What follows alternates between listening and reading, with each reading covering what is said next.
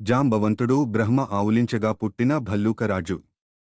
కృతయుగం నుండి ద్వాపర యుగం వరకు జాంబవంతుని ప్రస్తావన ఉంది.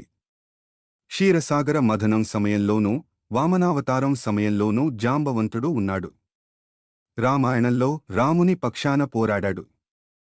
రాముని మిత్రులైన వానర రాజు సుగ్రీవుడు, తరువాత అంగదుడు, చివరన భల్లూక రాజైన జాంబవంతుడు. రామాయణంలో వయోవృద్ధునిగాను, వివేకవంతునిగాను, మహాబలశాలిగాను జాంబవంతుని ప్రస్తావన సుందరకాండ, యుద్ధకాండలలో తరచు వస్తుంది.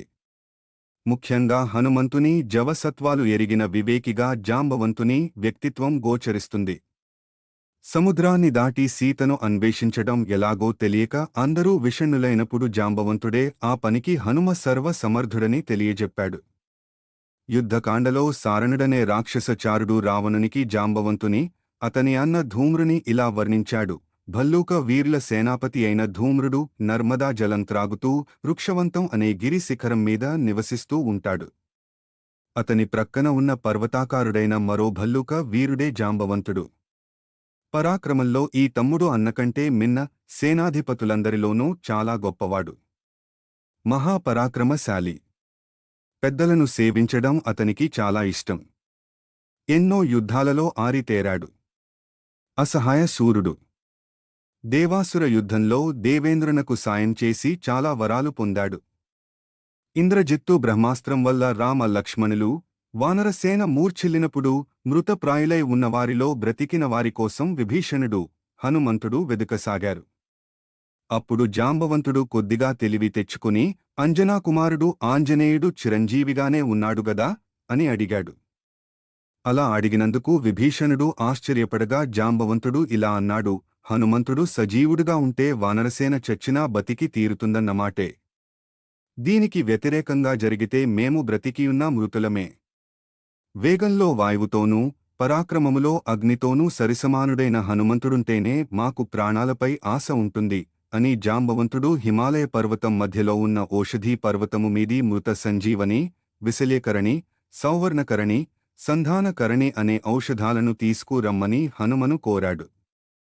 జాంబవంతుడు శ్రీ మహావిష్ణువు దశావతారాల్లో కొన్నింటిని, బహుశా 4 కూర్మ, వామన, రామ, కృష్ణావతారాలు చూసిన పరమభక్తుడు. సమస్త భూమండలాన్ని ఎన్నోసార్లు ప్రదక్షిణ చేశాడు.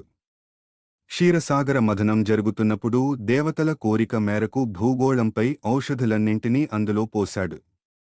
బలి చక్రవర్తి యజ్ఞం చేసినప్పుడు మహావిష్ణువు త్రివిక్రమావతారం ఎత్తినప్పుడు సురగంగతో బ్రహ్మపాదాలు కడిగే సమయాన జాంబవంతుడు త్రివిక్రముడికి అనేక ప్రదక్షిణలు చేశాడు. రామావతారంలో హనుమంత, అంగదాది వానర వీరులతో సీతాన్వేషణకే వెళ్లాడు. శతయోజన విస్తీర్ణమైన సాగరాన్ని దాటే ఉపాయం తెలియక వానరవీరులంతా ప్రాయోపవేశానికి సిద్ధమైనప్పుడు జాంబవంతుడు హనుమంతుని సమీపించి అతని జన్మ వృత్తాంతం, శాపాల్లాంటి వరాల గూర్చి చెప్పి హనుమంతుడికి ప్రేరణనిచ్చాడు. ఆ తర్వాత యుద్ధంలో ఇంద్రజిత్తు బ్రహ్మాస్త్రం ప్రయోగించిన వేళ సర్వ వానరసేన మూర్ఛిల్లుతారు. అస్త్ర ప్రభావం సోకని విభీషణుడు వానర యోధులను సమీపించి వారి చెవులలో ధైర్య వచనాలు పలుకుతుంటే ఆంజనేయుడు కూడా లేచి తనవారికి ఉత్సాహం కల్పించే ప్రయత్నం చేస్తాడు. ఈ సమయంలో విభీషణుడు జాంబవంతుడి దగ్గరకు వెళ్లి, తాత అంటే బ్రహ్మాస్త్రం ధాటికి కన్నులు కనపడకున్నవి. కంఠస్వరాన్ని బట్టి నిన్ను గుర్తిస్తున్నాను. ఇంతకు మన వాయునందనుడు క్షేమమేనా అని ప్రశ్నిస్తాడు. ఆశ్చర్యచకితుడైన విభీషణుడు, తాత, రామలక్ష్మణులు, అంగద సుగ్రీవుల గురించి అడగకుండా కేవలం హనుమంతుని గురించి మాత్రమే ఎందుకడుగుతున్నావు అని ప్రశ్నిస్తాడు.